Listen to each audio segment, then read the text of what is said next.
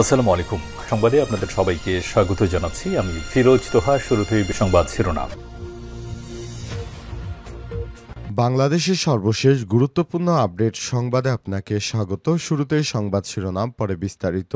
প্রথমে জানাবো, শেখ হাসিনা 6 মাসের সাজার পূর্ণাঙ্গ রায় প্রকাশ। বিচারকে বাধাগ্রস্ত করতে শেখ হাসিনার হুমকি, ট্রাইব্যুনালের পর্যবেক্ষণ। ভুক্তভোগী সাক্ষী এবং সংশ্লিষ্টদের হুমকি দিয়ে বিচারকে বাধাগ্রস্ত করতেই দিল্লিতে বসে শেখ হাসিনা নানা বক্তব্য দিচ্ছেন। ট্রাইব্যুনাল এই পর্যবেক্ষণ দিয়েছে, শেখ হাসিনাকে দেয়া আদালত অবমাননায় 6 মাসের সাজার পূর্ণাঙ্গ রায় পাঠানো হয়েছে পুলিশ প্রধানের কাছে। এরপর জানাবো, খুলনায় মেজর হাফিজ বললেন, আওয়ামী লীগকে অনুসরণ করলে 15 দিনও ক্ষমতায় টিকতে পারবে না বিএনপি। আগামী নির্বাচনে বিএনপির জন্য অগ্নি পরীক্ষা অভিহিত করে দলটির জাতীয় স্থায়ী কমিটির সদস্য মেজর অবসরপ্রাপ্ত হাফিজউদ্দিন আহমেদ বীর বিক্রম বলেছেন, জনগণ আমাদেরকে হয়তো ভোট দিয়ে নির্বাচিত করবে, কিন্তু ক্ষমতায় গিয়ে আওয়ামী লীগ যা করেছে আমরাও যদি তাই করি তাহলে 15 দিনও ক্ষমতায় টিকতে পারব না। এদিকে ফেব্রুয়ারির প্রথমার্ধে ত্রয়োদশ জাতীয় সংসদ নির্বাচন বললেন সিসি। আগামী বছরের ফেব্রুয়ারি মাসের প্রথমার্ধে ত্রয়োদশ জাতীয় সংসদ নির্বাচন অনুষ্ঠিত হবে বলে জানিয়েছেন নির্বাচন commissioner CC AMM Nasir Uddin. আজ রংপুরে আইনশৃঙ্খলা বাহিনীর সঙ্গে বৈঠক শেষে তিনি এই তথ্য নিশ্চিত করেছেন। এদিকে নির্বাচন ঘোষণা আশাবাদী ব্যবসায়ীরা অনুকূল পরিবেশে কার্যকর পদক্ষেপের তাগিদ। নির্বাচনের তফসিল ঘোষণার পর ব্যবসায়ী মহলে ফিরতে শুরু করেছে আশাবাদ। তবে রাজনৈতিক অস্থিতিশীলতা এবং আইনশৃঙ্খলা চ্যালেঞ্জ এখনও রয়ে গেছে সরকারের সামনে। উদ্যোক্তারা বলছেন, বিনিয়োগ পরিকল্পনা চূড়ান্ত করার আগে সহায়ক পরিবেশ নিশ্চিত করতে হবে। এবং সর্বশেষ জানাবো, শিক্ষার্থীদের 13 দফা দাবিতে চবির এএফ রহমান হল ক্যান্টিন ও খাবারের দোকানে তালা। চট্টগ্রাম বিশ্ববিদ্যালয় চবিতে এএফ রহমান হলের ক্যান্টিন এবং সংলগ্ন একটি খাবারের দোকানে অস্বাস্থ্যকর ও পচা খাবার পরিবেশনের অভিযোগে তালা দিয়েছে শিক্ষার্থীরা। তারা জানিয়েছেন, দীর্ঘদিন ধরে প্রশাসনকে অভিযোগ জানালেও কোনো সমস্যার সমাধান হয়নি। শিক্ষার্থীদের দাবি, 13 দফা দাবি পূরণ না হওয়া পর্যন্ত তারা তালা খুলবে না। প্রিয় দর্শক, এতক্ষণ শুনছিলেন সংবাদ শিরোনাম, এবারে বিস্তারিত। তবে তার আগে বন্ধুরা, অনুরোধ থাকবে সংবাদটিতে একটি লাইক দিন। এই চ্যানেলে আপনি নতুন হয়ে থাকলে আমাদের সংবাদটি দেখতে দেখতে চ্যানেলটি সাবস্ক্রাইব করে রাখুন। কমেন্ট করে বন্ধুরা আপনার মূল্যবান মতামত জানিয়ে দিন আপনি বিশ্বের কোন দেশ থেকে বা বাংলাদেশের কোন স্থান থেকে আমাদের সংবাদটি দেখছেন এবং শুনছেন। আর বন্ধুরা, কমেন্ট করে জানিয়ে দিন আপনি বাংলাদেশের কোন জেলা থেকে বা কোন অঞ্চল থেকে আমাদের সঙ্গে রয়েছেন। এবারে বিস্তারিত। শেখ হাসিনা 6 মাসের সাজার পূর্ণাঙ্গ রায় প্রকাশ। বিচারককে বাধাগ্রস্ত করতে শেখ হাসিনার হুমকি, ট্রাইব্যুনালের পর্যবেক্ষণ। ভুক্তভোগী সাক্ষী এবং সংশ্লিষ্টদের হুমকি দিয়ে বিচারকে বাধাগ্রস্ত করতেই দিল্লিতে বসে শেখ হাসিনা নানা বক্তব্য দিচ্ছেন। ট্রাইব্যুনালে এ পর্যন্ত পর্যবেক্ষণ দিয়েছে, শেখ হাসিনাকে দেয়া আদালত অবমাননায় 6 মাসের সাজার পূর্ণাঙ্গ রায় পাঠানো হয়েছে পুলিশ প্রধানের কাছে। ছাত্র জনতার অভ্যুত্থানে ক্ষমতাচ্যুত হয়ে 5 আগস্ট দেশ ছেড়ে পালিয়ে ভারতে যাওয়ার পর থেকে একে একে শেখ হাসিনার অডিও ভাইরাল হতে থাকে। এমন একটি অডিও ছিল, 227 জনকে হত্যার লাইসেন্স পেয়ে গেছি। এই অডিওতে শেখ হাসিনা তার সিআইডির ফরেনসিক প্রমাণিত হয়েছে। এরপর অডিওর বিরুদ্ধে ট্রাইব্যুনালে আদালত অবমাননার মামলা করেন প্রসিকিউশন। গেল 2 জুলাই এই মামলায় শেখ হাসিনা 6 মাসের কারাদণ্ড দেয় ট্রাইব্যুনাল। সে রায়ের পূর্ণাঙ্গ অনুলিপি এসেছে চ্যানেল 24-এর কাছে, যেখানে বলা হয়েছে, ভুক্তভোগী সাক্ষী ও তদন্ত কর্মকর্তাদের হুমকি দিতেই শেখ হাসিনার এই হুমকি।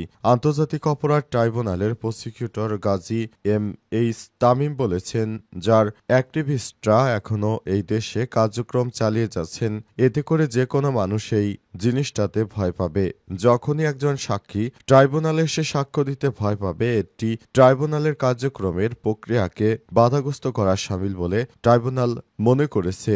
আবার যারা এই মামলার সাক্ষী ভিকটিম, তাদের বাড়িঘর জ্বালিয়ে দেওয়ার ব্যাপারে ওনার কথোপকথন দেখা যায়। সব মিলিয়ে ট্রাইব্যুনাল মনে করেছে যে এই কার্যক্রম দ্বারা ট্রাইব্যুনালের বিচার ব্যবস্থাকে তিনি বাধাগ্রস্ত করেছেন। এ রায়ের অনুলিপি দেওয়া হয়েছে যে আইজিপিকে। প্রসিকিউশন বলছেন, হেইট স্পিচ যদি ছড়াতে থাকেন শেখ হাসিনা, তবে ফের আদালত অবমাননার মামলার মুখোমুখি হতে হবে তাতে।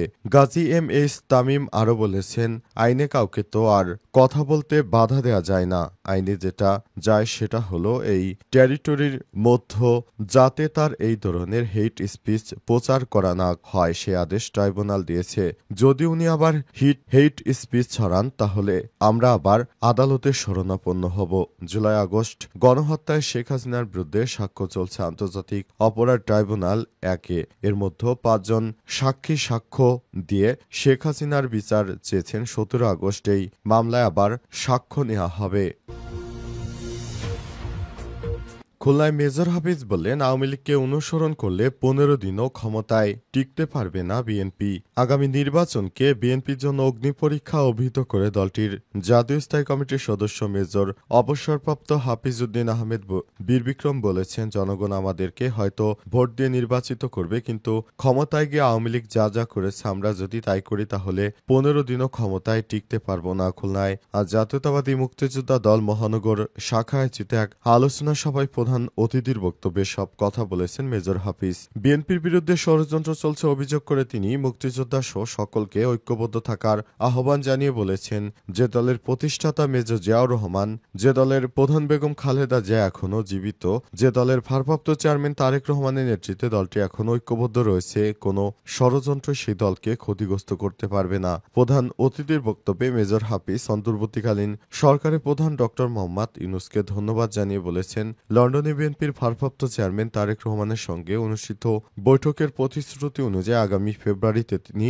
জাতীয় নির্বাচন অনুষ্ঠানের ঘোষণা দিয়েছেন। তিনি আরও বলেন, কেউ কেউ নির্বাচন ছাড়াই ক্ষমতার স্বাদ পেতে শুরু করেছে, যে কারণে তারা নির্বাচন প্রলম্বিত করতে চায়। তারা জানে সুষ্ঠু নির্বাচন হলে বিএনপি ক্ষমতায় যাবে, এই কারণে তারা পিআর পদ্ধতিতে ভোটের কথা বলছে। প্রফেসর ইউনূসের সৃষ্ট এনসিপি নামের একটা দল আমাদেরকে জ্ঞান দেয়, আর ৭১-এ যাদের ভূমিকা স্বাধীনতার বিপক্ষে ছিল তারা দেশে বিশৃঙ্খল পরিস্থিতি সৃষ্টি করতে চায়। জাতীয়তাবাদী মুক্তিযোদ্ধা দল খুলনা মহানগর শাখা সভাপতি শেখ আলমগীর হোসেনের সভাপতিত্বে সভায় প্রধান বক্তা ছিলেন মুক্তিযোদ্ধা দলের কেন্দ্রীয় সভাপতি ইশতিয়াক আজিজ উলফত।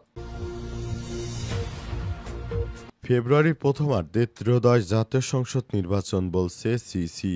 আগামী বছরের ফেব্রুয়ারি মাসের প্রথমার্ধে ত্রয়োদশ জাতীয় সংসদ নির্বাচন অনুষ্ঠিত হবে বলে জানিয়েছেন প্রধান নির্বাচন commissioner CC AMM Nasir Uddin. আজ বিকেলে রংপুরে আইন শৃঙ্খলা বাহিনীর সঙ্গে বৈঠক শেষে তিনি এই তথ্য জানান। এর আগে সকালে সিসি বলেছিলেন, দেশের বর্তমান পরিস্থিতিতে আগামী জাতীয় নির্বাচনে আইন শৃঙ্খলা একটি বড় চ্যালেঞ্জ হলেও নির্বাচন ঘনিয়ে এলে পরিস্থিতির উন্নতি হবে। তিনি আরও বলেছেন, যখন একটি দেশে রাষ্ট্র সরকার ও দল এক হয়ে যায় তখন সবকিছু একসঙ্গে ধসে পড়ে। নির্বাচন ব্যবস্থার উপর মানুষের আস্থা নষ্ট হয়ে গেছে। মানুষকে ভোট কেন্দ্রে আনাই এখন বড় চ্যালেঞ্জ হয়ে দাঁড়িয়েছে। সোশ্যাল মিডিয়ায় বিভ্রান্তি সৃষ্টির বিষয়ে সিসি নাসির উদ্দিন বলেছেন, কৃত্রিম বুদ্ধিমত্তা এআই ব্যবহার করে বিভ্রান্তিকর তথ্য ছড়ানো হচ্ছে, যা মোকাবেলা কমিশন কাজ করছে। তিনি আরও জানান, গত নির্বাচনে যেসব প্রিজাইডিং অফিসার সমস্যা সৃষ্টি করেছিল তাদের বিরুদ্ধে ব্যবস্থা নেওয়া হচ্ছে।